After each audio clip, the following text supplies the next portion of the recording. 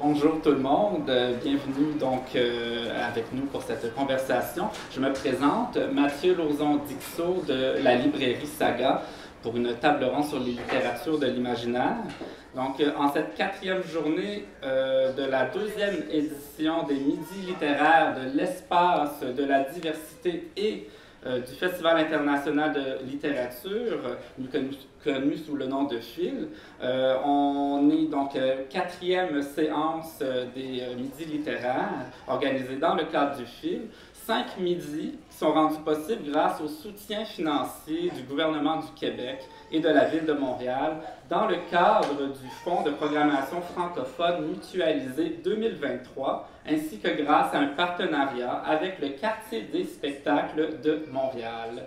Alors pour ce midi littéraire, nous vous convions à partir à l'exploration des genres de l'imaginaire, des littératures où tous les possibles semblent accessibles, en compagnie de 3 ou 4 écrivains qui les pratiquent à différents degrés, de différentes manières. Et donc, laissez-moi vous les présenter.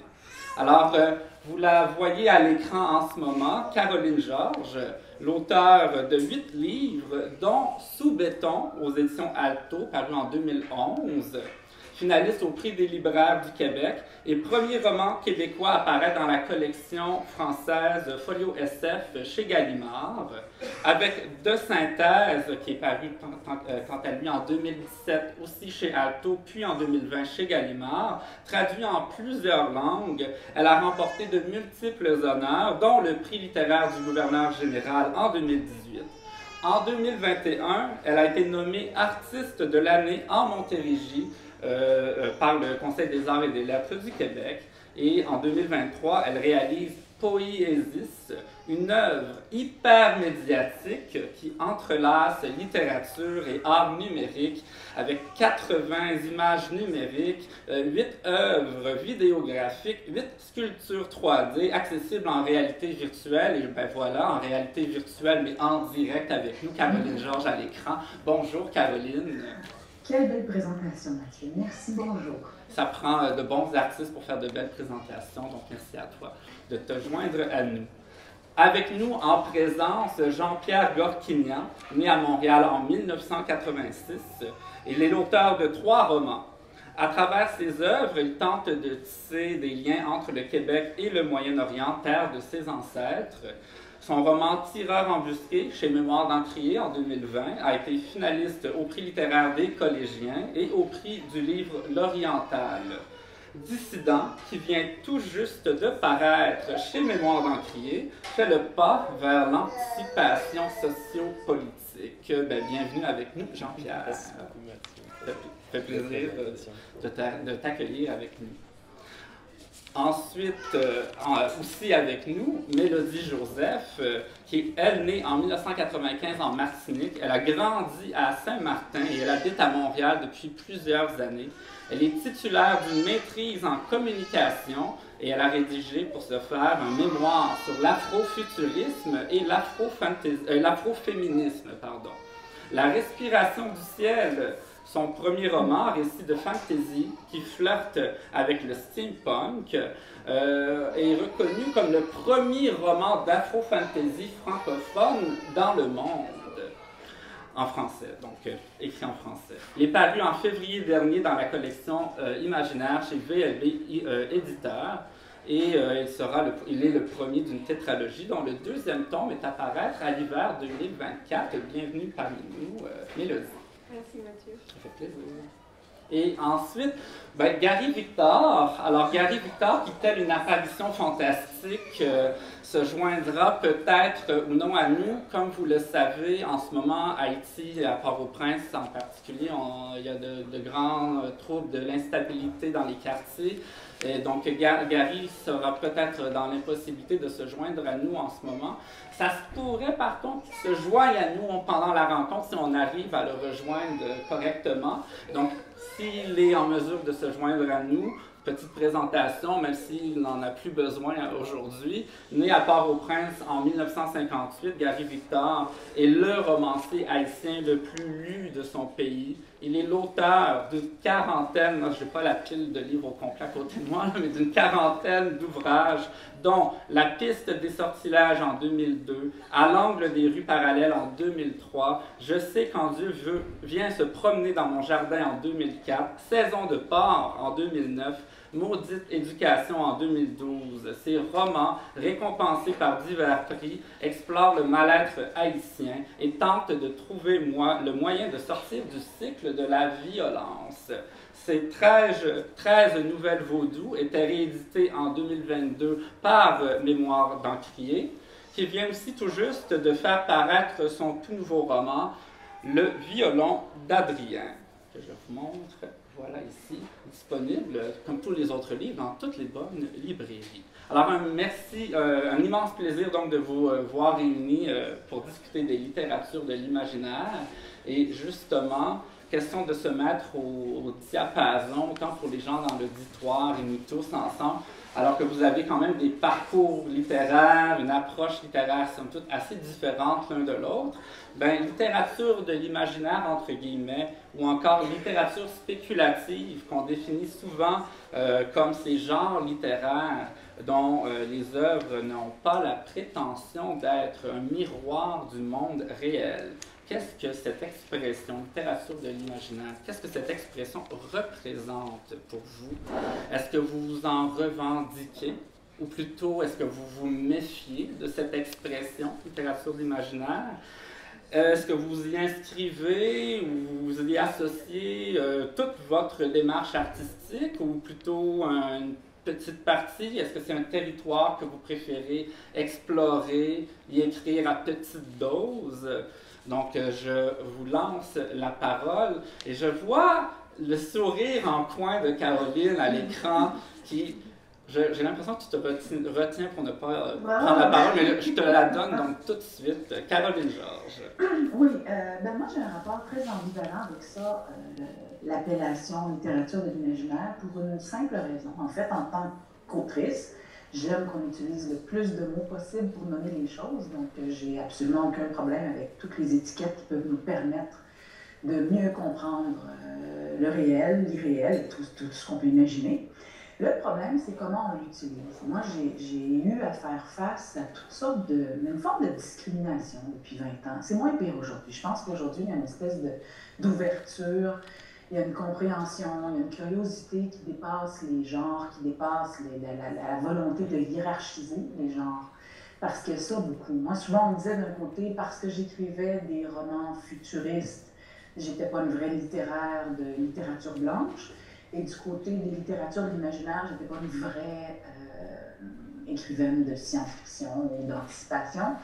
Donc, parce que je me joue des codes et j'essaie d'explorer mon propre univers à moi, qui peut être ou pas lié à des genres, je me fais juger en fonction d'une étiquette que je n'ai pas choisie. Donc, d'une certaine manière, oui, je me réclame de ça parce que j'ai toujours écrit des romans de science-fiction, j'ai toujours écrit des romans qui se déroulaient dans le futur. Et s'il faut nommer la chose comme ça, ben nommons-la. Mais en même temps, mon Dieu, que les gens sont vite à juger avant même de savoir ce qui se passe dans un livre. Et les gens j'ai rencontré des gens qui me disaient « Qu'est-ce que ton roman? » Par exemple, De Synthèse. De Synthèse, je vous le présente brièvement. C'est l'histoire d'une femme qui est isolée depuis des décennies dans son appartement, une forme d'ikikomori, qui vit à travers son avatar, avec laquelle elle a une forme de quête d'identité par une création continue d'images. Et avec une technologie qui n'existe encore pas aujourd'hui. Quand j'ai écrit le roman en 2016, je pensais que ça allait arriver à peu près aujourd'hui, mais c'est pas tout à fait le cas. Ça s'en vient.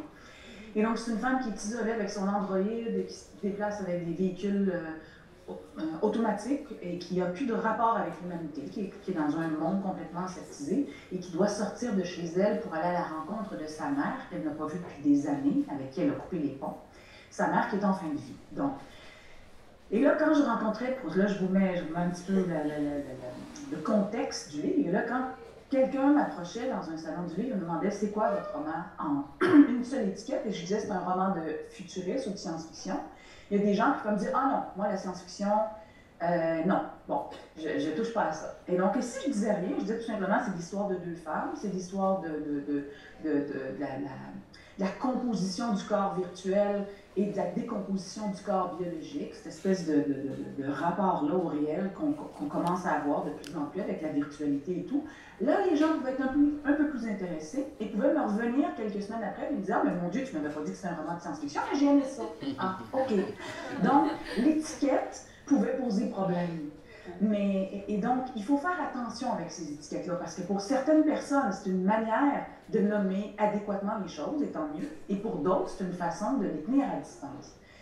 Donc voilà, donc j'ai un rapport ambivalent à cette appellation-là. Beaucoup de matière à réflexion dans tout ça, notamment donc le rôle des étiquettes, et qu'on pourrait même comparer à d'autres étiquettes qu'on retrouve dans le milieu littéraire, on entend parler parfois d'autofiction, bien, certaines personnes sont réfractaires. On va de littérature des femmes, oh mon Dieu, il ne faut pas aller là-dedans, c'est pas de la vraie... Là, j'utilise beaucoup de grands guillemets en ce moment, juste que vous compreniez qu'on n'est pas d'accord avec ça, mais littérature des femmes, il ne faut pas aller là, c'est pas sérieux, blablabla.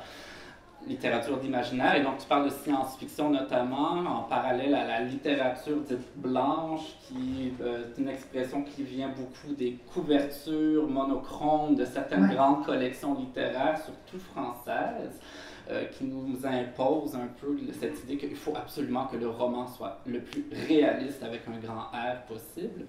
Mais et pas seulement ça, où on publie, parce qu'il y a des éditeurs aujourd'hui encore au Québec qui sont complètement exclus de certaines listes de prix. Plus généralistes. Et pourtant, il y a des romans de science-fiction ou d'anticipation publiés chez des éditeurs généralistes qui vont se retrouver sur ces listes de prix-là. Donc, il y a une discrimination encore à l'œuvre aujourd'hui.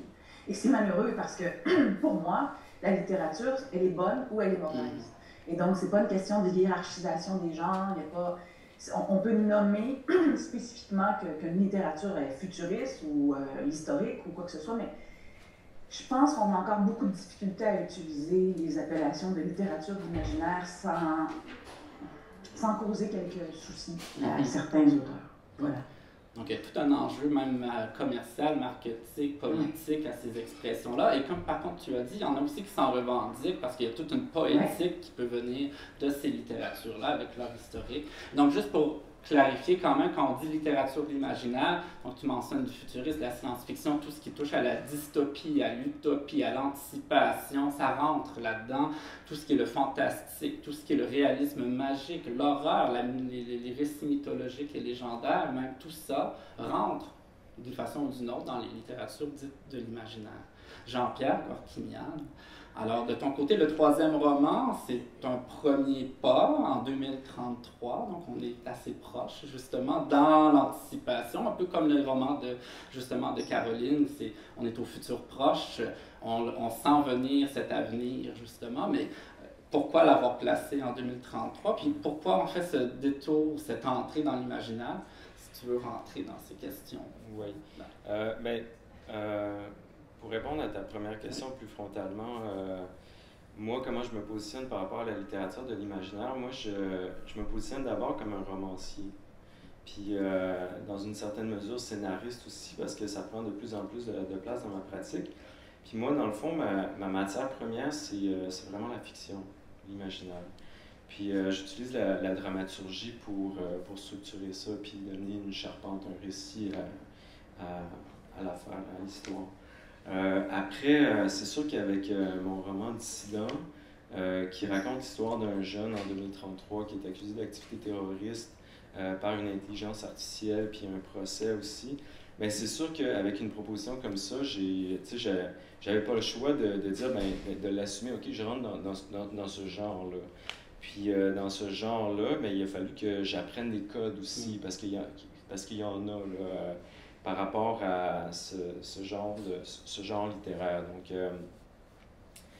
ça, c'est pour ma position. Après, pourquoi l'avoir situé là? Écoute, ça a été un cheminement. Au début, je voulais vraiment comme le positionner. Pour moi, ça a toujours été j'avais envie de parler des dérives de la technologie, puis comment ça pouvait influencer nos vies, puis la vie de certains jeunes, puis comment est-ce que la marginalité, elle serait perçue aussi par les algorithmes. Puis comme j'avais envie de parler du présent, mais au futur, on dirait que c'est le genre qui s'est imposé à moi pour parler de cette histoire-là. Je suis aussi touché, j'ai aussi une proximité avec les sciences parce que je suis ingénieur de formation, donc pour moi, je travaille aussi en architecture, on essaie d'imaginer les espaces pour le futur, et puis ça m'est venu naturellement que pour raconter cette histoire-là, il fallait que je plonge tête première dans ce genre littéraire. Alors, c'est intéressant que tu mentionnes ton bagage d'architecte parce que justement, quand on visite certains lieux, là, les bureaux notamment de la firme, on a l'impression, on rentre dans un film. Moi, j'avais l'impression que j'étais en train de voir un film à la Black Mirror, peut-être à la Resident Evil, où on rentre dans les sous-sols de la corporation, dans une terrible corporation qui veut nous assujettir et tout.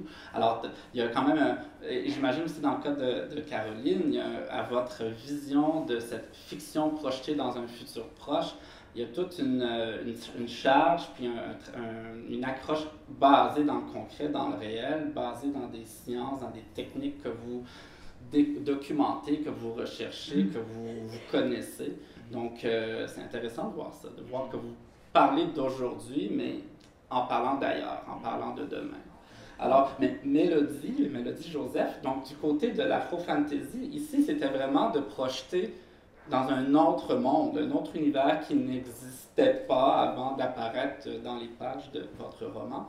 Qu'est-ce qui vous a amené à devoir concevoir tout un monde et à partir de quoi, de quels matériaux est-ce que vous avez bâti cet univers-là? Donc oui, la respiration du ciel, oui. Comme tu le dis Mathieu, c'est de l'afro-fantasy. Donc, c'est-à-dire que c'est une sorte de fantasy qui s'inspire des cultures afro-descendantes, donc des cultures africaines, mais aussi des cultures caribéennes. Donc, dans le cas de la respiration du ciel, je me suis beaucoup inspirée de la Martinique et de Saint-Martin, d'où je suis originaire. Et donc, c'est pour ça que, par rapport à ta première question, oui. Je me revendique personnellement comme une autrice de l'imaginaire, puisque ça ne me dérange pas de dire que j'écris de la fantaisie ou que je suis une autrice de fantaisie, puisque c'était exactement ce que je voulais faire quand j'ai décidé d'écrire La respiration du ciel. L'idée, c'est ça, d'écrire dans un monde complètement fictif. Ça m'est venu naturellement, quand j'ai conçu cette histoire, c'était naturellement dans mon esprit de la fantaisie, et c'était ce que je voulais écrire à la base. Puis, j'ai entendu dire, je ne sais pas comment, j'ai entendu dire que ce monde-là, donc, qui est composé d'archipels flottants, d'îles flottantes et dans les airs, en fait, dans le ciel, ça vient d'un rêve. Est-ce que je me trompe? Oui, effectivement.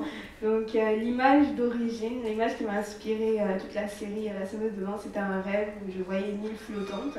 Et à partir de là, tout le reste de l'histoire s'est développé dans ma tête. Super.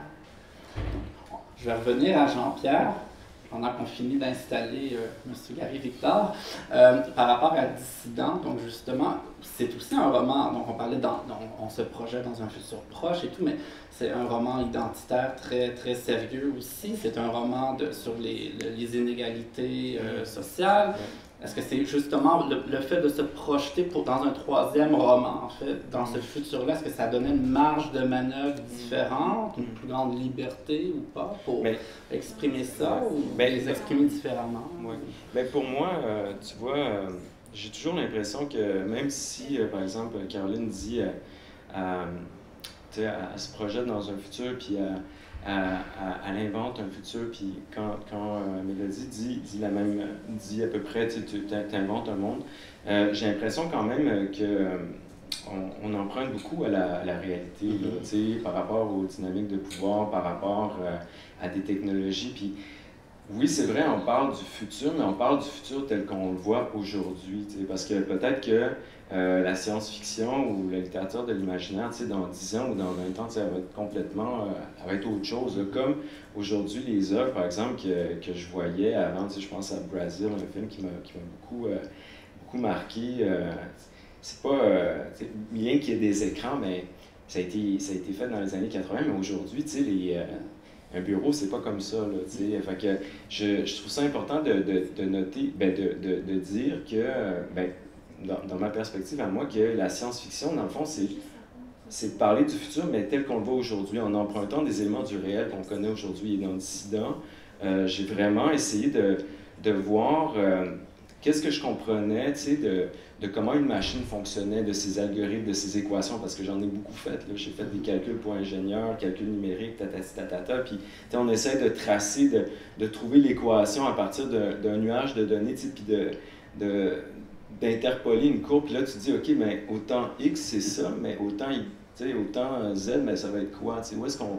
Puis j'ai vraiment essayé de réfléchir d'ici là comme ça, mais à partir des éléments que j'avais aujourd'hui. Puis peut-être que dans 10 ans, on va dire, ah ben, tu sais, il y avait, on s'est dirigé vers là, mais fort probablement aussi que ça se sera passé beaucoup plus rapidement que ce qu'on pense. Ce que tu exprimes là, c'est vraiment ça, le sentiment. En fait, quand on parle des littératures d'imaginaire, en particulier le côté futuriste de cet ensemble-là, on parle beaucoup de littérature spéculative à partir des données qu'on a aujourd'hui. Comment on peut imaginer ce que ça va donner dans quelques années ou dans un siècle ou dans 1000 ans. Alors, on peut se projeter tellement loin. Alors, c'est ça la spéculation en ce moment. Ben oui, c'est une forme d'équation. En fait, moi, j'ai l'impression, quand j'écris, par exemple, de synthèse, c'est une forme d'équation. Toutes les technologies à l'œuvre dans le roman existaient déjà au niveau de la recherche, on les attendait. On les attend encore pour certaines. Donc, pour moi, dans le cadre de ce roman-là, c'était important que les technologies mises en place soient réalistes, mais parce que le contexte du roman s'y prêtait. Mais dans le cas de Sous le temps, par contre, où je me projette dans des milliers d'années, dans un contexte où tout a disparu, ben là, j'ai fait non seulement un exercice d'équation, mais un exercice poétique. C'est-à-dire qu'on peut faire les deux aussi. On peut tenter une forme d'extrapolation à partir d'une prémisse philosophique ou spirituelle. Dans mon cas, moi, je me suis accrochée à la notion de noosphère de Teilhard de Chardin. J'avais envie d'imaginer un monde dans lequel on est en train de se transformer au plan carrément biologique et énergétique. Donc, il y avait une part de réflexion réaliste qu'on a aujourd'hui, mais il y avait une part d'imagination politique et les deux peuvent cohabiter. Donc, ça peut prendre toutes sortes de formes, la spéculation.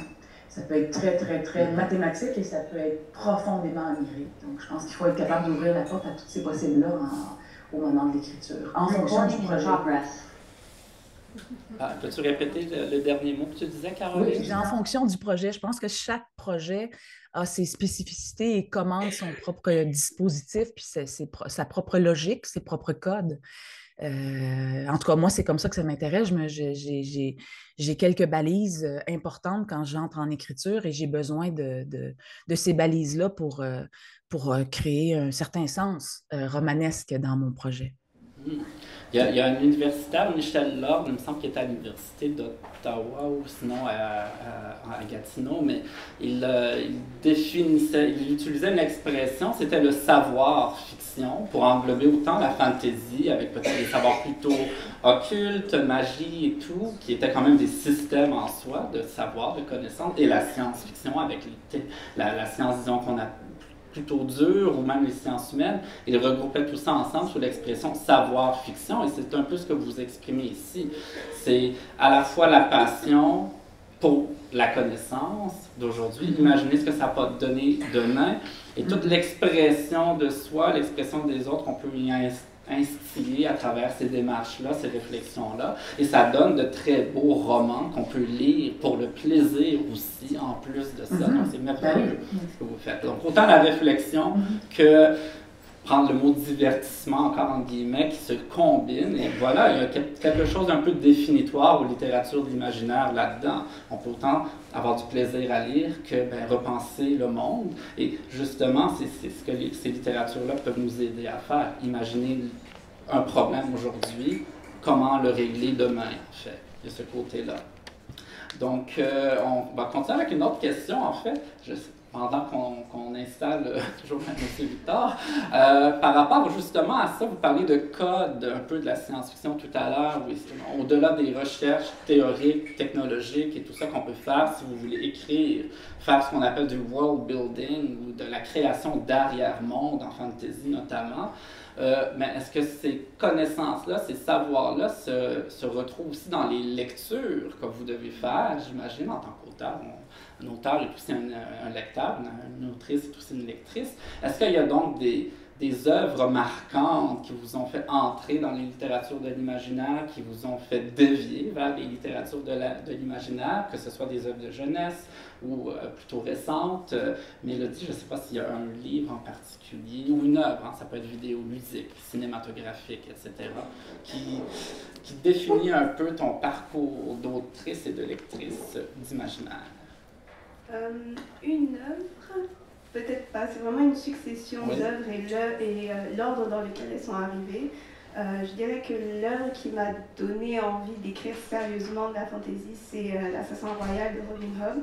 Mais ce qui m'a introduit aux littératures de l'imaginaire, c'est vraiment quand j'étais beaucoup plus jeune. Je me souviens avoir lu Le Château de Hurle de Diana Wynne-Jones et aussi À la croisée des mondes de Philippe Pullman quand j'étais très jeune.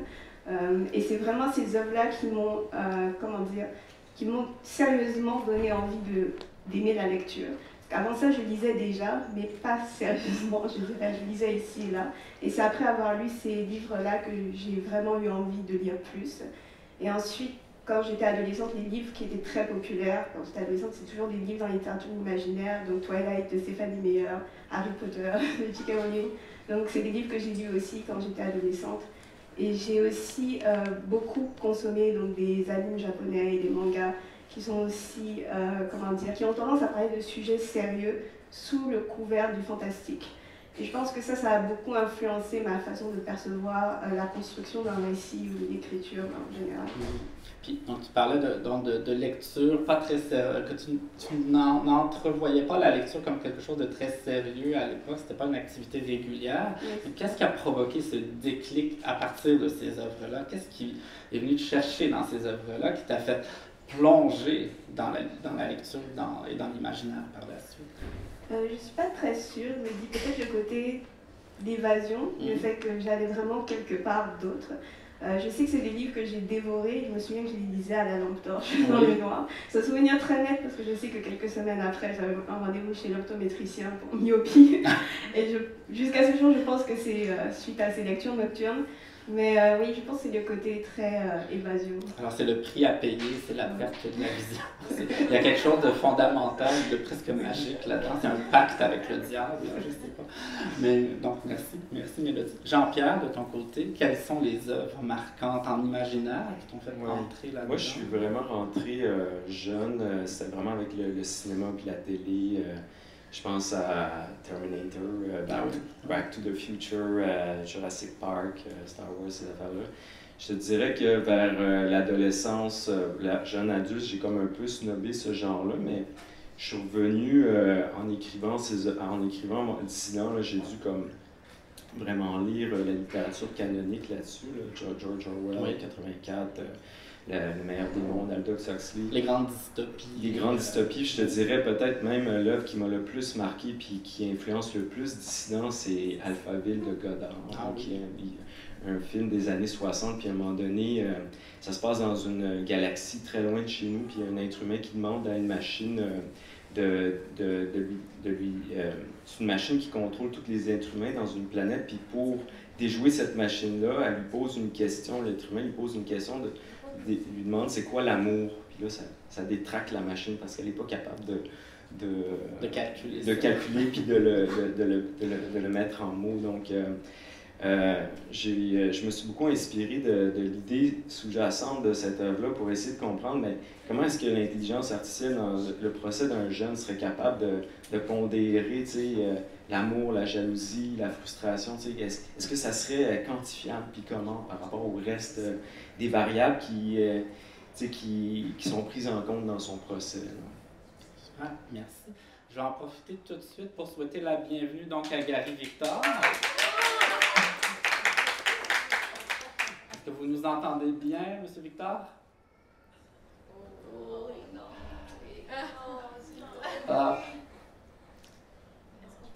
Pendant qu'on vérifie si ça fonctionne bien, je vais ensuite passer.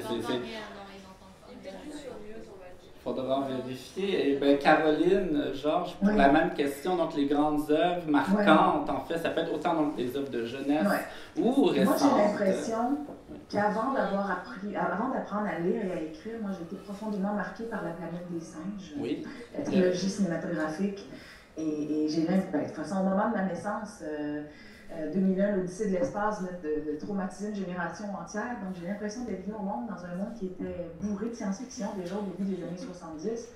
Et il y avait beaucoup on lisait pas beaucoup à la maison. Ma mère disait, mais pas mon père. Et la télévision, tout ce qui touchait Hulk, la femme bionique, Wonder Woman, tout ça, c'est la base de mon travail, c'est la base de mon imaginaire. Et en même temps, j'ai été nourrie de toutes sortes de choses, moi, pendant l'enfance, que ce soit à les mille et une nuits, les dessins, les bandes dessinées, toutes sortes de romans. J'étais dans une forme de maelstrom d'inspiration de toutes sortes. Puis c'est très heureux parce que j'avais pas de... j'aimais tout lire, j'aimais tout découvrir en même temps. Et je lisais un roman de science-fiction en même temps qu'un roman d'amour. Et tout ça se mêlait dans mon cerveau. Mais au début de l'année, au début de l'adolescence, j'ai eu un grand coup de cœur pour Stephen King. Ça a été mon maître à penser au début de l'adolescence. Je n'ai lu que lui pendant quelques années. Et donc, quand j'ai lu Le Fléau, je suis tombée profondément en amour avec Stephen King. Et j'étais tellement je me sentais tellement intimement liée à son narrateur que je pense que c'est lui qui m'a donné envie d'écrire, tout simplement. Hein. Mais en même temps, il y a une autre œuvre qui est très marquante et qui a un lien direct autant avec ce que je suis en train d'écrire qu'avec De Synthèse, mon dernier roman, et c'est L'Invention de Morel de Bioy Casares, qui est pour moi la plus belle histoire d'amour entre un homme et une créature virtuelle. Et donc, ça m'a profondément marquée aussi. Mais j'ai l'impression d'avoir absorbé tellement de fiction, puis tellement de propositions à la fois cinématographiques et l'art aussi, parce que moi je suis une historienne en art, j'ai étudié en histoire de l'art et j'ai vu toutes sortes d'affaires complètement flyées qui se sont faites au cours des siècles. Et donc l'art m'a tout autant inspiré que la littérature, le cinéma ou même la musique. Et donc voilà, donc j'ai l'impression que c'est difficile de pointer une seule, on ne peut plus aujourd'hui pointer une seule œuvre, on est gavé de centaines et de centaines de propositions et c'est ce qui fait notre joyeux mélange en fait créatif.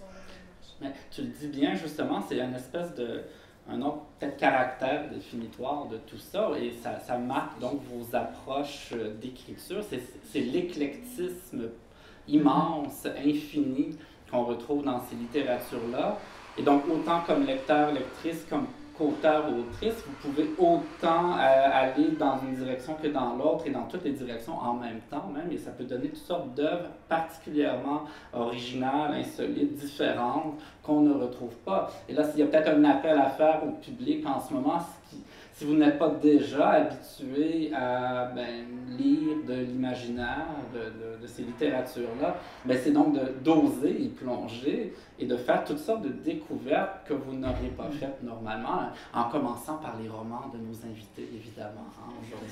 Je dis ça comme ça. Donc, ça m'amènerait à vous poser une question que j'aurais aussi amenée avec la première, c'est ce sentiment-là par rapport à vous, que ce soit comme lecteur et comme auteur, parce que pour moi c'est indissociable, là, les deux. Est-ce qu'il y a justement des genres en particulier qui vous interpellent davantage? Il y a tellement d'étiquettes, comme on disait tout à l'heure, on parlait d'afro-fantasy, on peut aussi parler d'afro-futurisme, ou même d'autocto-futurisme, ou d'arabo-futurisme. On peut parler de fantasy, on peut parler de heroic fantasy, de epic fantasy, d'anticipation, de dystopie, d'utopie, d'uchronie, etc., etc. Est-ce qu'il y a quelque chose là-dedans qui est plutôt le terrain de jeu que vous aimeriez peut-être explorer prochainement ou qui vous interpelle davantage? Donc, je vais peut-être lancer la question à... Ah oui, là, est-ce qu'on est donc bien connecté? Monsieur Gary Victor, est-ce que vous nous entendez bien? J'entends plus bien. La magie du fantastique et de la technologie mélangées ensemble. Alors, bienvenue parmi nous, Monsieur Victor, on espère que vous allez bien. Donc, on est en compagnie de Caroline Georges en virtuel aussi, Jean-Pierre Gorquignan, Mélodie Joseph et moi, Mathieu Lauzon-Dixot, à l'animation. On est très heureux de vous avoir avec nous en ce moment. Et la conversation est bien avancée. On vient tout juste de parler des œuvres qui vous ont marqué en tant que lecteur ou qu'auteur, en imaginaire, donc que ce soit réalisme magique, fantastique, le conte, la science-fiction, l'anticipation et tout ça. Je ne sais pas si, entre-temps, vous avez peut-être déjà un titre qui pourrait que vous pourriez nous donner, une œuvre, ça pourrait être au cinéma aussi, hein, qui vous a fondamentalement marqué en tant que lecteur, jeune lecteur, ou récemment, dans ces littératures-là. Là, je vous ai allongé ma question pour vous donner du temps de réfléchir, de trouver quelque chose. On peut passer à quelqu'un d'autre si vous préférez prendre le temps de réfléchir aussi. Bon, je peux répondre rapidement à cette question. J'en suis sûr. Bon, il y a une œuvre qui m'a particulièrement marqué. J'avais à peine 14 ou 15 ans. C'est Dune de Frank Herbert. Oui. C'est un roman qui m'a particulièrement marqué parce que tout jeune, j'étais déjà fan, grand lecteur de romans de science-fiction. Et j'ai trouvé que c'était la création d'un univers qui était pour moi le plus réussi. C'est un roman qui m'a fasciné, non seulement par l'imaginaire de Frank Herbert, mais aussi par la présence de la technologie et de la religion, parce que je vis dans un lieu où la religion est particulièrement présente, le pouvoir et la religion, les liens qu'il y a entre le pouvoir et la religion. Et justement, dans l'œuvre de Frank Herbert Dune, il y a ce lien. Il y a ce lien extrêmement présent entre la religion et le pouvoir. Et puis ensuite aussi, je suis dans un lieu, je viens de l'Amérique latine, où nous sommes particulièrement sensibles à la question des matières premières. Nous sommes exploités pour nos matières premières, pour ce que nous produisons. Et dans le livre de Frank Herbert Dune, justement, il y a une matière première qu'on exploite, une matière première qui, je pourrais dire, qui est le moteur de ce grand empire. Donc, c'est un roman qui m'a marqué, qui m'a influencé. Mais il y a aussi un autre roman que je cite toujours, j'ai deux romans que je cite toujours, c'est Le Maître et Marguerite de Bulgakov. Donc, vous voyez encore, on est toujours un petit peu dans la religion, dans l'imaginaire. Je viens dans un lieu où j'aime à dire où l'imaginaire est toujours présent, où il n'y a pas de frontière entre la réalité et l'imaginaire. Et c'est ce qui nourrit souvent les auteurs en Haïti, c'est cette absence de frontières. Même dans la vie de tous les jours, on a l'impression qu'il n'y a pas de frontières, que les individus naviguent facilement de l'imaginaire à la réalité. En fait, on ne sait plus où commence l'imaginaire, où commence la réalité, et c'est à cause des dysfonctionnements extraordinaires au niveau de la vie des individus, parce que quand il n'y a plus cette frontière entre l'imaginaire et la réalité, le drame, c'est qu'on ne peut plus vraiment appréhender cette réalité. Quelque part, on ne peut plus la comprendre, et ce qui est maintenant vraiment atroce, je pourrais dire, c'est qu'on ne peut plus prendre des décisions pour modifier, pour changer cette réalité à notre avantage. Et c'est l'un de mes thèmes préférés que je développe dans beaucoup de romans, c'est l'impossibilité des individus, justement, à trouver la porte de sortie, à prendre les bonnes décisions, à modifier leur réalité. J'ai toujours été un grand lecteur et je dis souvent, c'est vrai que je suis un écrivain, mais je suis avant tout un lecteur. Quand j'écris, je suis mon premier lecteur. Je suis venu à l'écriture par mon amour pour la lecture. Je lisais tellement, je dévorais pratiquement 2 romans par jour, qu'à un certain moment, j'ai voulu créer mes propres univers, j'ai voulu créer mes propres personnages. Donc, pour vous dire que jusqu'à présent, je suis dans les deux pôles, à la fois toujours lecteur et créateur dans mes propres œuvres. Mm-hmm. Puis justement, vous le mentionniez il y a un instant, justement, c'est la présence de ce surnaturel, de cet onirisme, de ce fantastique qu'on retrouve embusqué au détour des phrases, au détour des rues dans vos romans, justement, dans les derniers, notamment avec le violon d'Adrien. Il suffit de passer par la mauvaise, enfin, ou la bonne, ça dépend du point de vue, par une certaine rue, et on entre dans tout un univers fantasmagorique, forain un peu. Oui. Et c'est ça, justement, qu'on retrouve dans vos titres, dans vos œuvres. C'est ce passage euh, pour le lecteur et pour le marcheur inattentif du fantastique au réel, du réel au fantastique. Et qu'est-ce qui en fait, qu'est-ce qui vous permet aussi facilement d'écrire comme ça? Parce que c'est une question de... Mais justement pour nous, en Haïti, ce passage n'existe pas. C'est que nous vivons constamment dans cet univers où il n'y a pas de frontières. C'est-à-dire que le fantastique pour nous en Haïti, ça n'existe pas. Le surnaturel pour nous, ça n'existe pas. Par exemple, le surnaturel et le fantastique en Haïti, ce serait de dire, par exemple, que le fantôme n'existe pas, que la métamorphose n'existe pas. C'est ça qui serait pour nous le fantastique. Et or, chez nous, justement, on croit à tout ça, c'est la réalité. Donc, finalement, il n'y a pas de passage. Et c'est ce qui, en même temps, est beau, mais en même temps, c'est ce qui est un petit peu extrêmement dérangeant. Je le dis souvent en tant que citoyen, ça me dérange, cette absence de frontières entre le réel et l'imaginaire. Par exemple, chez nous, souvent, on vit le rêve comme une réalité tangible, comme une réalité palpable. Donc, il n'y a pas de passage de la vie à la mort, de la... Vous voyez, c'est la même chose quand on dit dans une cérémonie vaudou que l'esprit te chevauche, que l'esprit te vient en toi, l'esprit parle, l'esprit parle aux autres participants. Tu sais, les esprits se promènent parmi nous. Donc, c'est une réalité. Le passage, pratiquement, n'existe pas, vous comprenez? Donc, et le fantastique, le surnaturel, est-ce que ça existe pour nous? Je ne le crois pas. Surnaturel et fantastique, pour nous, c'est pratiquement un concept occidental. Nous sommes dans un espace où tout est confondu, où tout est réel, je pourrais dire, où tout est la réalité. Tout à fait. En fait, Donc, une réalité multiforme. c'est intéressant parce que justement, à chaque fois que dans un événement littéraire, un salon, un festival, on a cette conversation sur les littératures de l'imaginaire, si on invite que des auteurs occidentaux qui ont cette approche de la science-fiction, du fantastique, très bon, une certaine approche, je ne vais pas utiliser certains mots en ce moment, mais très occidentale. Alors oui, il y a une grande distinction entre le réalisme et tout le reste.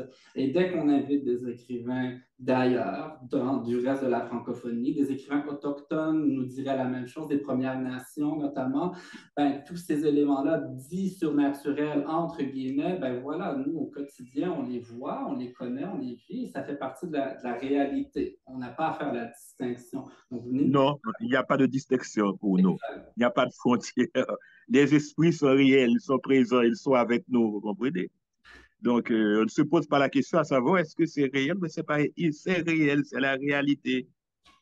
Alors, si on revient au tout début, Caroline Georges, quand vous nous parliez justement de cette distinction économique, politique, sociale que certains vont avoir peut-être dans le milieu littéraire ou un certain regard sur certains titres parce qu'ils sont étiquetés de science-fiction et c'est vu parfois avec dédain, comme si ce n'était pas de la grande littérature, de la littérature avec un grand L. Mais voilà, on est en train de montrer que toute cette approche, tout ce regard est complètement issu en fait, du système capitaliste En effet. et tout. Oui. Donc, à part ses frontières. Hein? Ouais, je pense que c'est justement c'est le problème. Avec les mots, on veut nommer les choses, mais qu'est-ce qu'on nomme réellement et comment on comprend ce qu'on est en train de nommer? dépendamment du point de vue où on se situe. Et il faut apprendre à se parler et à se comprendre. C'est pas toujours évident. Et donc, le problème avec ça, pour en revenir à ta question, l'appellation littérature de l'imaginaire ici, en ce moment, de moins en moins, je le précisais d'entrée de jeu, mais il y a 10 ou 15 ans, quand moi j'ai commencé, il y a 20 ans, quand j'ai commencé à publier, il y avait, oui, il y avait une forme de discrimination et c'était très pénible à vivre parce qu'au fond, ce qu'on veut, c'est faire entendre nos histoires, c'est faire entrer dans notre univers qui est singulier pour chacun et non pas créer des filtres supplémentaires pour empêcher le lecteur d'entrer en contact avec notre univers. Ce qu'on veut, c'est simplifier l'accès à nos imaginaires et se libérer de toutes ces espèces de politiques-là qui font en sorte qu'on a l'impression qu'on est du bon côté ou du mauvais côté d'une grande ou d'une petite littérature, là. C'est un peu dommage d'avoir à vivre ça. Puis c'est dommage qu'il y ait des gens qui soient attachés à ces étiquettes-là de façon péjorative. C'est surtout ça qui est dérangeant. Parce que ceux pour qui la littérature de l'imaginaire, c'est une façon, c'est tout à fait correct de nommer les choses, il n'y a pas de problème. C'est pour les gens pour qui ça pose un problème, les littératures de l'imaginaire. Pour les gens qui se permettent de nous juger en fonction de nos étiquettes. C'est avec eux qu'on a un problème, pas avec les gens qui comprennent ce que ça veut dire pour vrai, les littératures de l'imaginaire, bien entendu. Mais de moins en moins, justement, votre Mélodie nous disait tout à l'heure, c'est les premières grandes lectures marquantes, c'était de la fantasy. Alors, on garde ça change. Une nouvelle génération de lecteurs, de lectrices, d'auteurs, d'autrices qui vont complètement faire disparaître, on peut rêver, ces frontières. Je le souhaite très fort. Je pourrais ajouter quelque chose? Oui, bien sûr. J'ai aussi vécu ce préjugé en Haïti. Et ce préjugé envers ce qu'on a appelé les littératures de l'imaginaire. Et mes premiers textes en Haïti ont été pratiquement rejetés je pourrais dire, par un certain milieu littéraire qui voyait très mal un genre de littérature comme la science-fiction, la littérature fantastique, tout et tout. Ceux qui écrivaient ce type de littérature n'étaient pas considérés comme des écrivains. Voilà. Mais ce qui est extraordinaire, c'est que le public a réagi totalement autrement. Le public s'est reconnu dans ce type de littérature qui, curieusement, arrive à cerner beaucoup plus le quotidien que cette grande littérature, entre guillemets.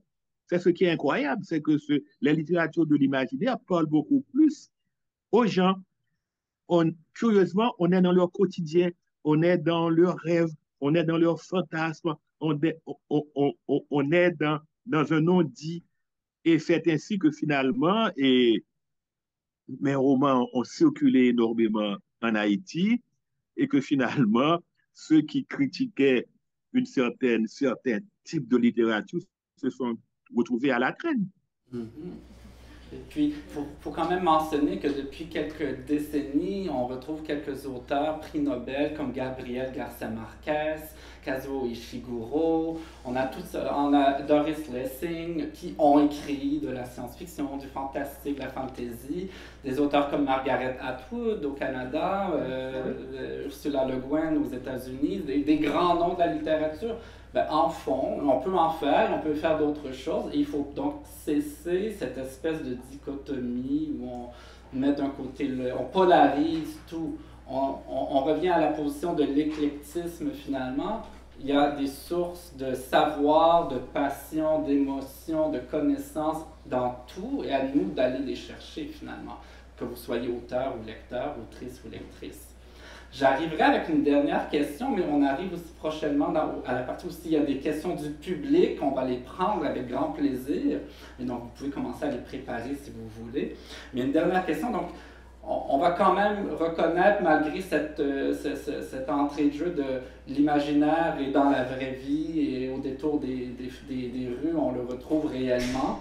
Mais quand même, comme artiste, comme créateur, comme auteur, comme écrivain, écrivaine, qu'est-ce que ces genres-là, qu'est-ce que les genres de l'imaginaire vous permettent d'exprimer que réellement d'autres genres littéraires ne sauraient pas satisfaire, en fait? Est-ce qu'il y a des fusions qui sont possibles uniquement en imaginaire? Est-ce qu'il y a des tabous qui sont possibles à transgresser uniquement en imaginaire? Est-ce qu'il y a des représentations qu'on ne sait aujourd'hui rendre visibles uniquement que dans ces littératures ou dans ces genres-là, parce que ça peut être autant visuel que scripturaire, et donc il serait donc impossible autrement. Mélodie, est-ce qu'il y a quelque chose sur le... Donc dans mon cas, c'est moi quelque chose que je peux exprimer avec les littératures d'imaginaire et plus quelque chose que je cherche, que je veux créer, que je peux créer uniquement avec les littératures d'imaginaire. Parce que j'ai l'impression qu'on peut exprimer dans tous les genres, à peu près tout. Dans la littérature d'imaginaire, je cherche plutôt à voir quel genre d'imaginaire je peux créer chez les autres personnes, chez les gens, chez les lecteurs. Parce que dans la littérature d'imaginaire, elles mettent souvent en scène des situations extraordinaires, des héros qui font face à des difficultés, des fois extraordinaires, donc sauver un royaume, tuer un dragon, ce genre de choses. Et donc ça construit un imaginaire collectif dans l'esprit de beaucoup de gens. Et donc j'avais justement une conversation hier avec un collègue, on parlait du fait que souvent la jeunesse découvre la lecture et apprend à aimer la lecture à travers les littératures d'imaginaire, comme ce qu'on discutait tout à l'heure. Et donc cet imaginaire qui est créé ensuite, suite à ces lectures, si les livres et les œuvres qu'on consomme mettent toujours de l'avant les mêmes types de personnages, les mêmes cultures, ça va créer un imaginaire qui, je pense, va manquer beaucoup de diversité et de richesse. Donc ce que moi j'aimerais contribuer à créer, c'est un imaginaire collectif plus riche pour les générations avant. C'est peut-être arrogant de dire ça, mais c'est quelque chose qui me motive beaucoup quand j'écris. Excellent, merci. Jean-Pierre? Moi, je pense que ce qui est particulier avec ce genre-là, c'est que, dans ma perspective à moi, c'est que la science-fiction ou la littérature de l'imaginaire est foncièrement politique parce que on pense le présent, le passé pour faire de l'avenir genre une catégorie de pensée à part. Puis quand je regarde par exemple ce que Gary Victor a écrit ou Caroline ou même Mélodie, ça reste quand même qu'il y a vraiment un fond politique important qui ressort. Puis si, par exemple, entre les littératures imaginaires, parce que tu disais qu'il y avait différents types, là, plus occidentales, plus, mettons, noirs ou arabo, peu importe, je trouve qu'il y a ça quand même de rassembleur, que c'est des littératures politiques. L'autre point aussi, c'est que je trouve qu'il y a aussi, à travers ces œuvres-là, quand on est en contact avec ces œuvres-là, on est en contact avec l'altérité, avec l'étrange. Quand je pense, par exemple, à Gary Victor, ça m'a vraiment frappé. Donc, tu sais, tu es en contact avec l'autre. Donc, ce contact-là est aussi politique. Donc, je trouve que ces littératures-là amènent vraiment, par rapport aux autres, là, à vraiment cette coloration-là très politique qui les distingue des autres. Donc, cette entrée en contact avec les différences, en fait, ce qui ne nous ressemble pas nécessairement, ou en fait, cette entrée en contact avec ce qui pourrait nous ressembler, mais qu'on ne retrouve pas normalement dans le reste de la littérature. Il y a quelque chose, comme tu dis, d'éminemment politique, puis très actif ici, très performatif aussi, très intéressant. Merci. Oui. Caroline?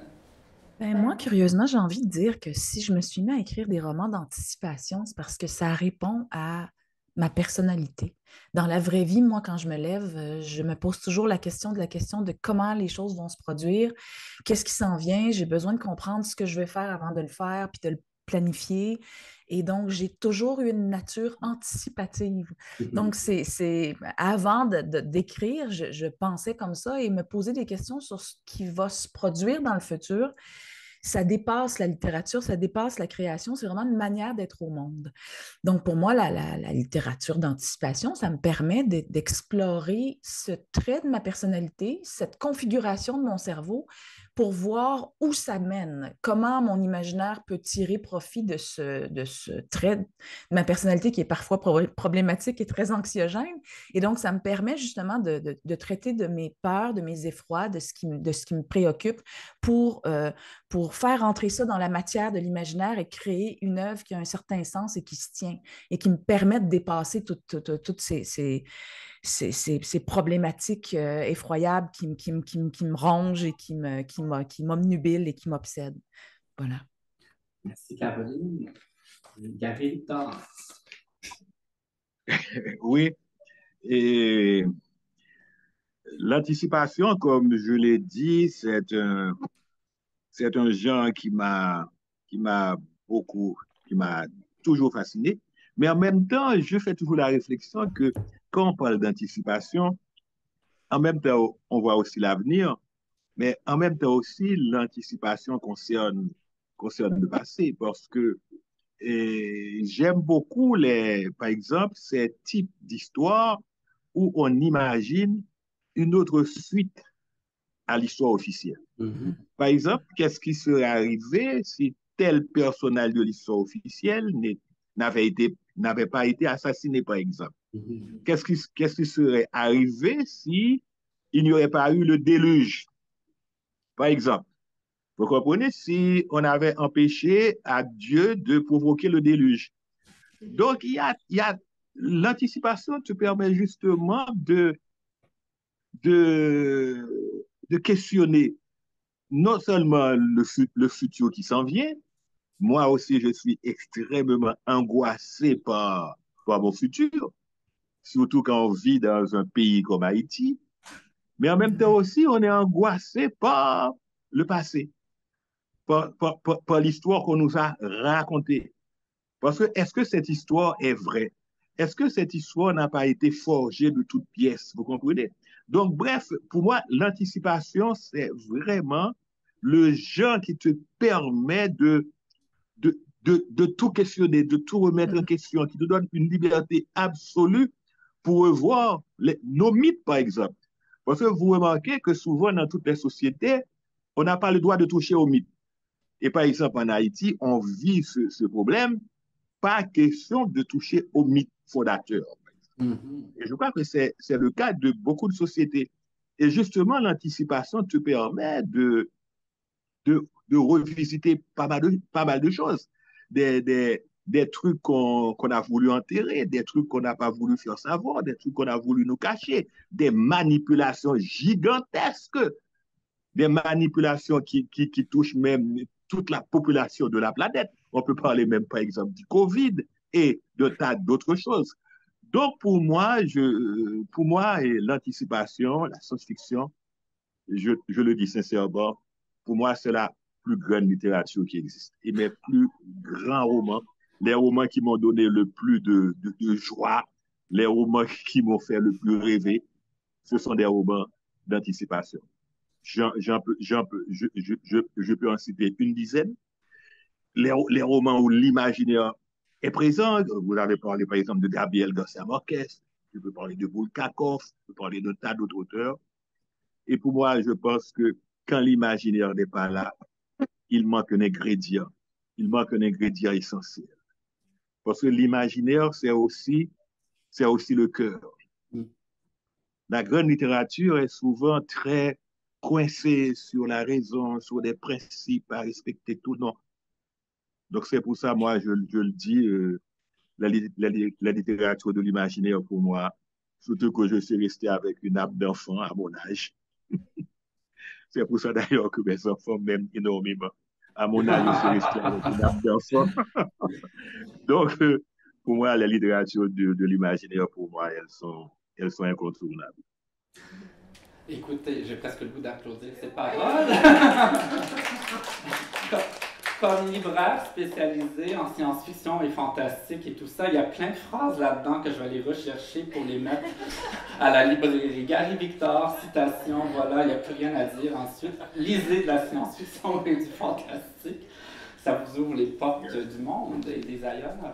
Et puis, vous parlez donc de beaucoup de ces histoires alternatives, des récits uchroniques. Hein? On a l'utopie et on a l'uchronie, donc des autres temporalités à partir d'un point de divergence. Là, disons, si Napoléon avait gagné Waterloo, si Hitler était allé à l'école des beaux-arts et tout ça.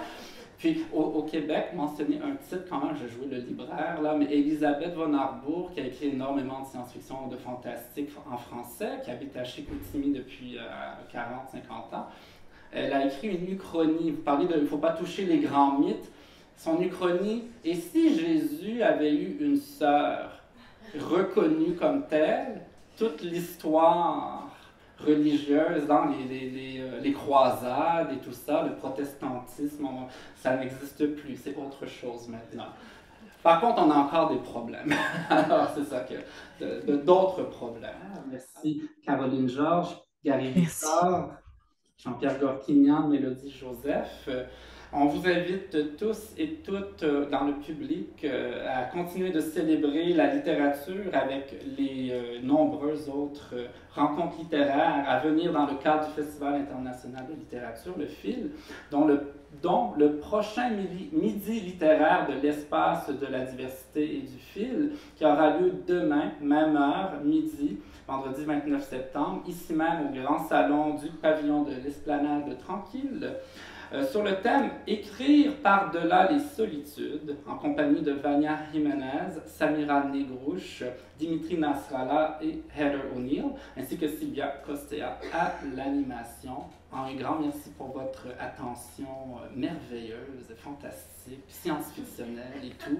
Et puis, on a hâte de lire vos prochains livres, vos prochains romans, à tous et ceux qui viennent de sortir, évidemment. Merci beaucoup tout le monde.